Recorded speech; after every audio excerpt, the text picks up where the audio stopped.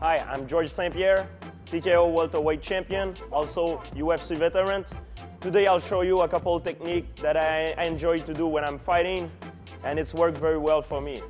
Today I'll show you a couple striking combos and striking counters that I love to do when I'm fighting, and that it's worked very well for me.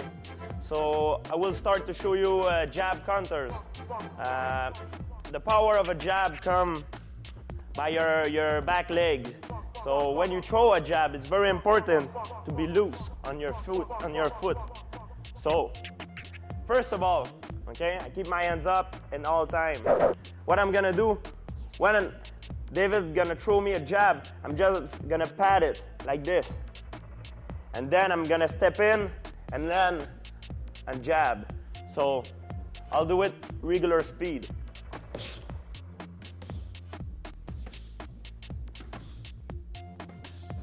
Very important too, when you land a jab, your elbow have to stay in, like this. If you're doing this, your opponent will see it coming. So when I throw a jab, it's very important. I have to be loose and quick. Now I'll show you another good technique against somebody taller than you, somebody who got the reach advantage. With this technique that I'm gonna show you right now, it's good because you duck under and you close the distance against your opponent. So like that, you have you can use a smaller reach to hit him. So very important, you keep your hands up in all time, very loose on your foot. And when you duck under, when the jab is coming, you duck under, you keep your hands up and you keep your eyes looking at him. So you just duck under like this. You don't turn your body this way, just a little bit, you see? When you duck under, you keep your eyes, you keep looking at him. You just duck under like this, you keep your hands up to the same place. You don't do it like this, very important. You just duck under and come back with a right hand. The right hand, you want your right hand touch your opponent's chin. So I'm like this, when he threw, I just duck under and boom, counter punch with the right hand. The power come off my hips and my foot on the ground. So I'm here.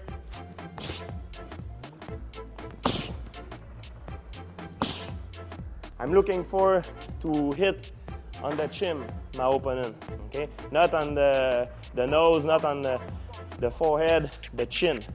Even the neck, if I can, I'm looking for his neck. When I'm looking for his neck, I'm gonna hit his chin. I'm right here, and don't forget at the end, the little movement of your wrist. I'll show you a third option against a jab. The third one, you have to use your legs. Hands up, very loose, always very loose. It's very important. If you're stiff when you land a shot, you're going nowhere. So very loose, like that you have the speed advantage. All right, when the jab is coming, you land a leg kick, but inside your opponent's legs, right here. You hit with your shin, not with your foot. And your hips and your leg have to make one. You don't kick like this. You kick with all your hips. Your hips have to turn. This hand coming up to protect your chin, and this hand coming down to give you the swing. So it's like a duck under in the same time. So when the jab is coming, you just boom and come back with the right hand. The right hand, we see it before. Don't forget the little twist at the hand. So you're here when the jab is coming, boom, boom.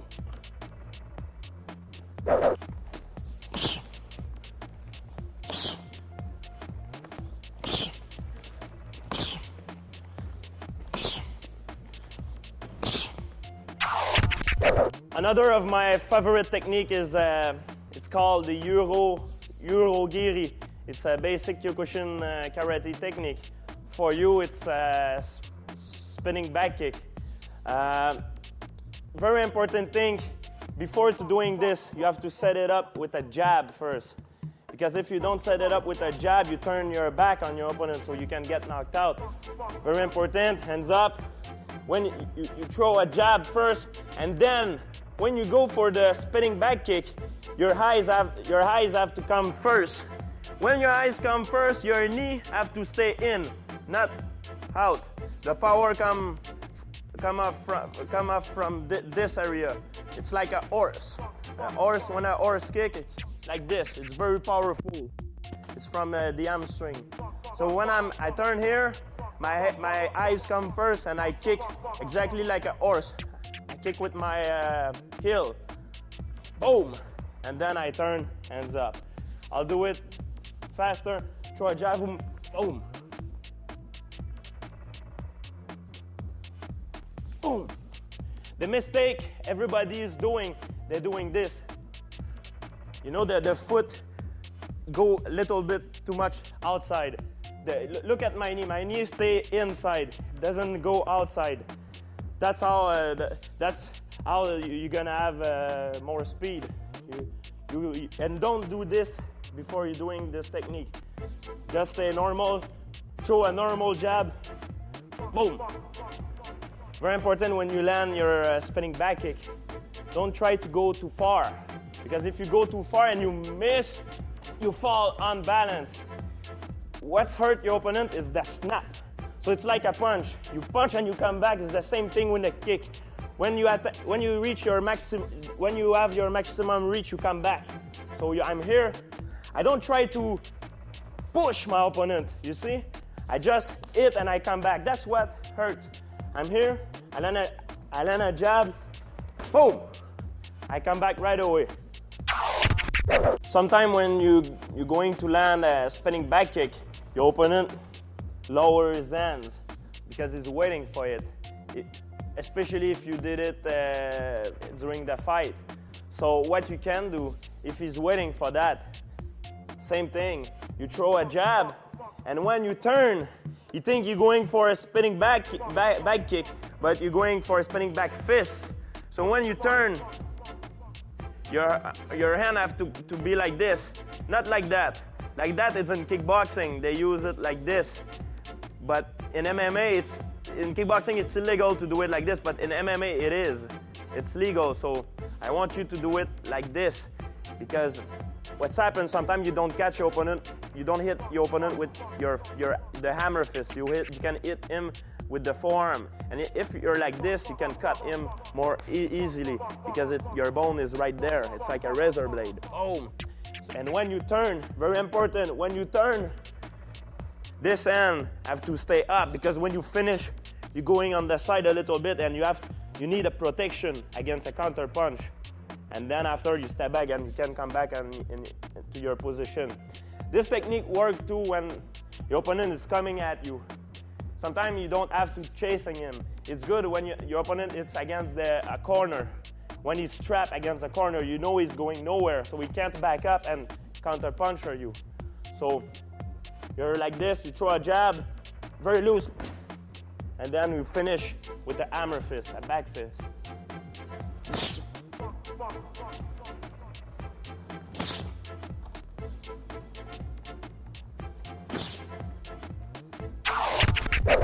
The other technique I'll show you, it's a counter to the spinning back kick and the spinning back fist.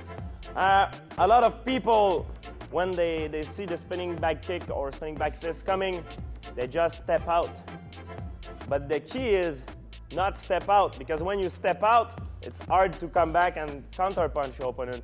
You have to, if you know he's going for that, you have to use it to your own advantage to counter punch him. First of all, always keep your hands up, and when you know the spinning back kick is coming, you don't step out.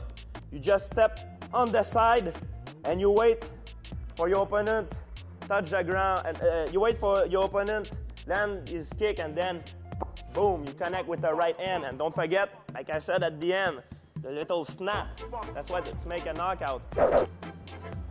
Boom. Right on the jaw, because you can't hit behind the head. Right on the jaw, right here, on the throat. Boom. Don't forget the little snap at the end. Bang! I'll show you another option to counter your opponent back kick or back fist. This one is a little bit more advanced, because you take more risk in doing this. When you know your opponent is going for a back kick or a back fist, You keep your hands up in all time. This one is the most important one. You have to keep this hands up even when you're gonna kick. So you're here, very loose. When the kick is coming, right away, you kick your opponent butt like this, boom, and you kick with the palm of your foot, and all the power is coming from your hips. Just don't do this. Don't do it like this. Look at my hips. My hips is here, and boom. When he's doing his motion, right away, boom. What's gonna happen is don't do it during sparring because it's a very dangerous technique. Because you can injure your opponent lower back here. You can injure his hips. It doesn't look that bad, but if you have the right timing and if you're doing well, don't do it at sparring, you know. It's a dangerous technique. So I'm right here when he's going for his motion and boom, right away. Keep my hands up because sometimes what can happen is doing, but I can miss. And if he's doing for a spinning back fist, if my hands are low, vas-y un spinning back fist. Ouais. I can slip, and boom, he can catch me. I can miss it, you know, because I can slip on his hips. But if I'm doing well, keep my hands up, boom. And when I kick, my hips come forward, and I step forward after. All right?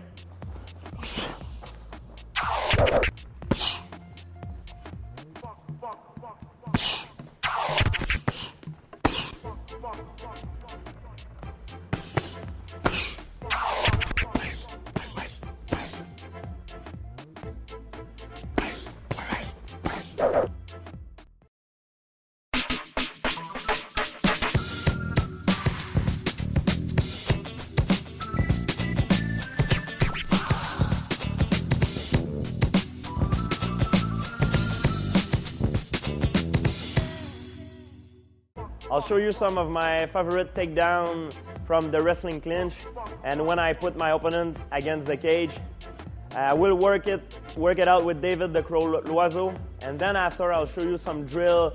Then you can work with your training partner or a friend to develop your takedown or takedown defense. Right now, I'm gonna show you a takedown techniques from the wrestling clinch. It's an arm drag followed by a single leg attack. Very important. First of all, when you're in the wrestling clinch, you have to push your opponent forward.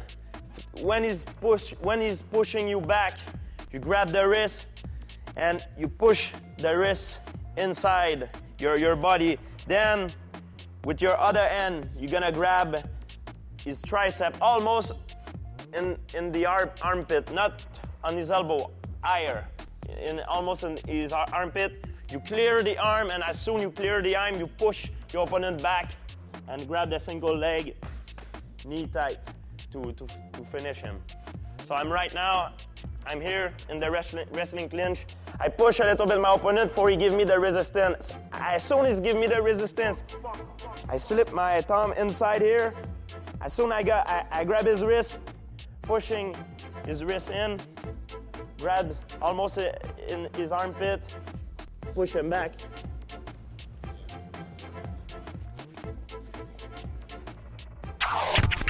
Sometimes when you're in the wrestling clinch position, you can't grab your opponent's wrist because it's too tight. So I have a solution for that. It's called an inside hook. I'm right here. He's too tight, so I can't grab his wrist.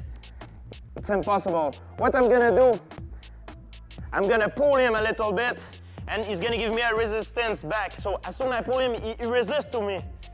That's the key. It's a trap. So I pull him, he resists to me, and now usually he gives me his leg forward to avoid me to pull him. So look at this leg. I pull him. Oh, he gives me this leg.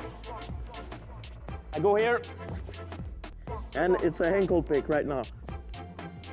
When I'm doing the ankle pick, I'm gonna break this position down. You give me the resistance, up, step in here. Look, I put my knee on the ground, my hand on his knee, right, the back of his knee, and my other hand on his back. I don't push forward here, I push in 45 degree, and with this leg on the ground, help me to push him. And then I finish like this.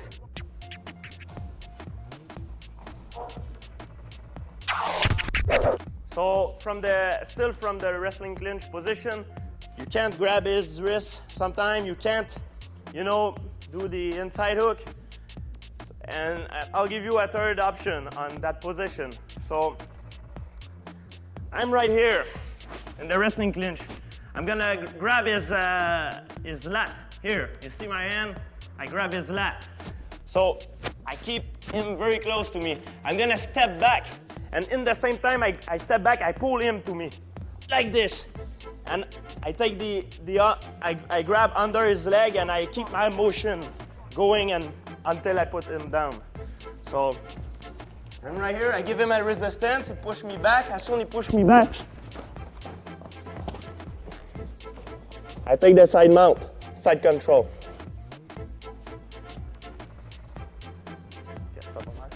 I push.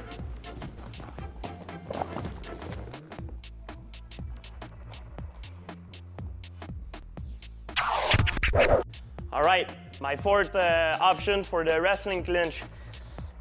It's, you know, for the takedowns, I can show you many techniques that I want, but certainly, you like technique better than others. So you have to choose which technique is work well for you, which technique do you prefer, and it's normal. You can't like all the techniques. It's like everything. You have to choose a proper way to do a takedown, you know, and that's why I show you many techniques. Like that, you can choose what you want. The other solution is you're in the wrestling clinch. You pull the guy, so like that, he give you the legs. You grab inside his knee, and look what I'm gonna do with this arm. I'm gonna run towards him, and I'm gonna pull this hand, pull my hand right now, pull my hand and try to pull his leg in the same time and run towards him. And with this arm, I'm gonna do like I'm a baseball pitcher, like this.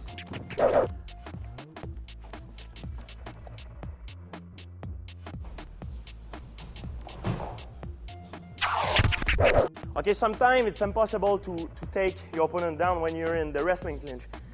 You need, especially in the UFC, you need to use defense to your own advantage.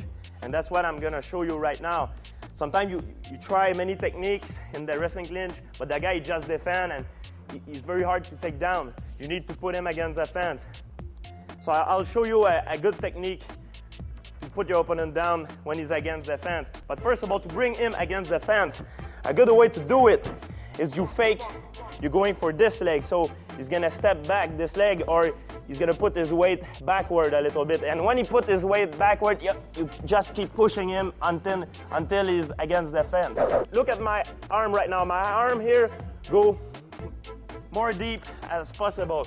I'm going deep right here and put my hand against the fence. I try to put his back flat against the fence. That's my strategy, because if he defends and pulling his butt against the fence, it's very hard for me to put him down because I can't reach his leg like this, you see? So when I push him, I have to make sure I'm very deep right here. My underhook is very deep, and I keep the pressure on him. So the other thing too, I have to reach his wrist, put his wrist against the fence, and my knee have to be outside here. So like that, I have the perfect control against him. Once I get that, I go for the single leg out head inside. I'm going here. Here I grab my forearm. Défends un peu, David. Even if right now, even if he defend, what I'm gonna do, I'm gonna pull and lift him in the same time. So that's what's gonna happen. I'm here, I fake. Up.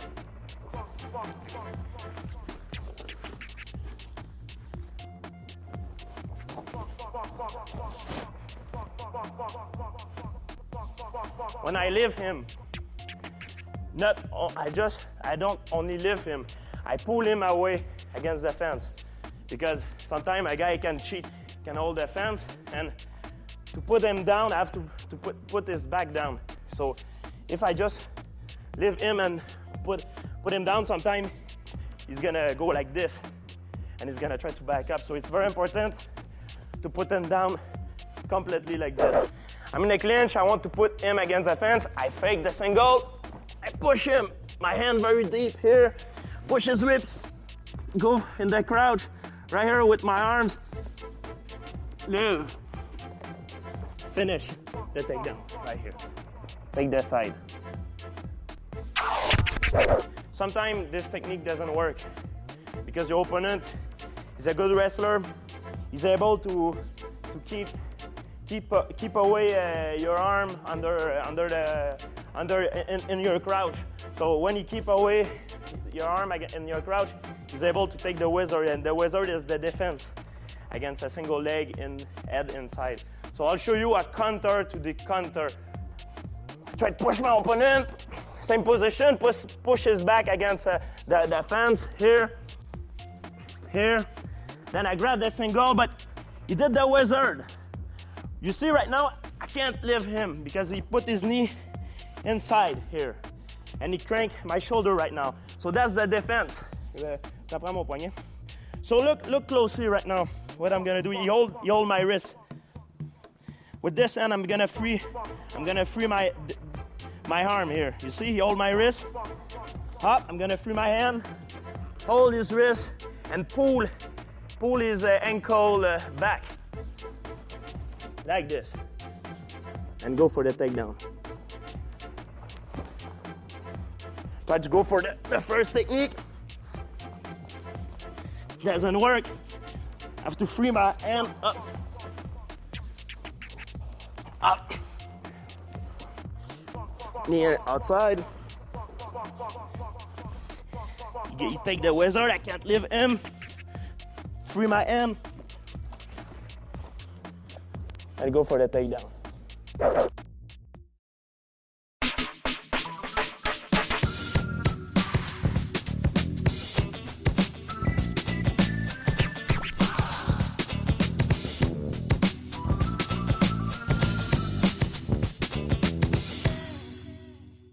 I'll show you my weightlifting program right now. I lift weight maybe once, twice a week. I'm not a bodybuilder, and the way we train, like for MMA, professional MMA fighter, the way we train, it's not the same as bodybuilder. So you will see my training, it's a lot more hard, you know, hard for the heart, because the way I train, it's more cardiovascular. So the goal of my training is not to become with bigger arm. For sure, it's gonna develop my muscle. It's gonna make me stronger and faster. But it's the goal of it's to help make my heart stronger, to pump the blood in my muscle, give me the explosion during the fight. So every sequence is followed by 4 different exercises. It's a superset of 4 different exercises, and in each 4 different exercises I have to do 10 reps. So enjoy and watch me do it for you. And the first sequence is focus more on the chest and the back. One thing very important too that I forgot to tell you, I almost forgot. When you lift weight, try to never be alone, because when you're alone, you can't push yourself to your maximum. Because sometimes when you push yourself to your maximum, you can't lift the bar. You need a spot to help you. You know, it's very important. When you're alone, it's good to train, but you can't push really to your maximum. Like now, I don't lift heavy charge because I'm alone. I don't want to take the risk to enjoy myself. So let's go. Let's get it on.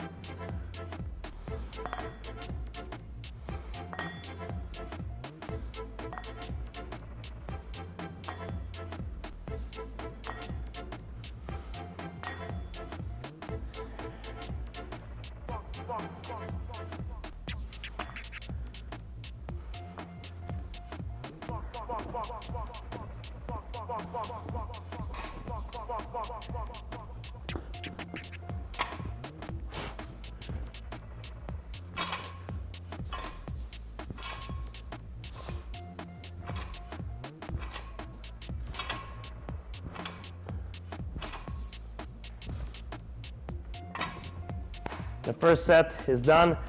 I have to do 2 more. I have to repeat this sequence 3 times. So, and between each break, I have to between each sequence I have to take like a minute and a half break, because now my heart is pumping. The next sequence is more for the legs and the calf. It's gonna give you the power kick and to go for something to run.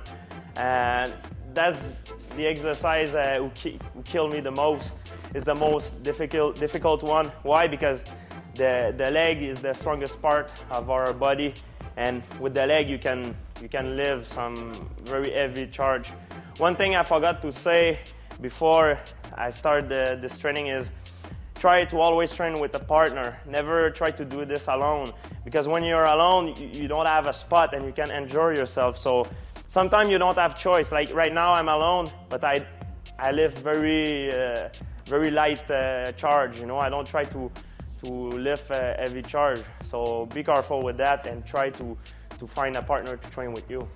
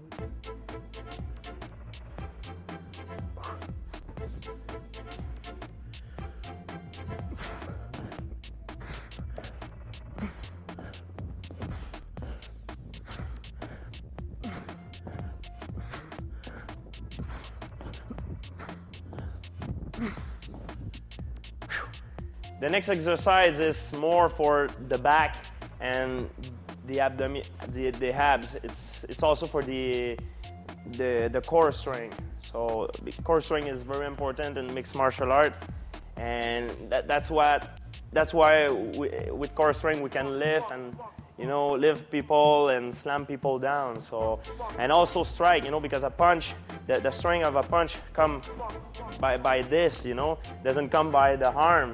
If we have big arm, doesn't mean we hit harder than somebody who have small arm. The punch is coming by the core strength, the core strength and the foot on the ground. So I'll show you the next sequence. It's always 4 sets of 10 reps each. So let's go.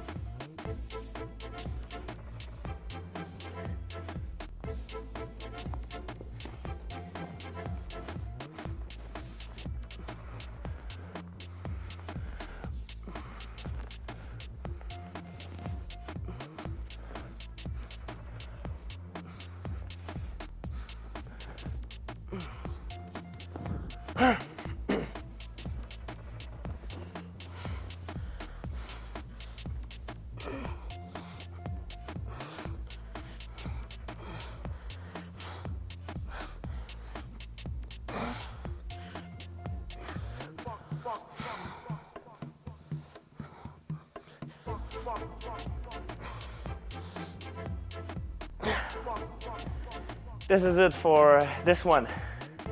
For the last superset, it's actually the last one for today. It's a combo of 4 supersets, 10 reps each, same thing. It's more for the shoulder, traps, bicep, tricep, and forearm. So enjoy again.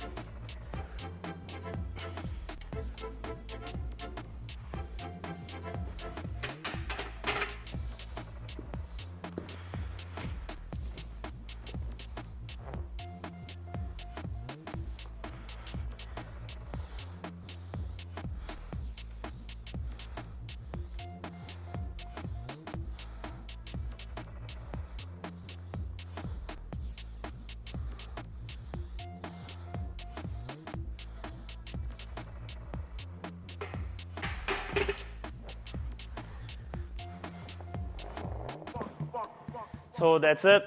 I just finished.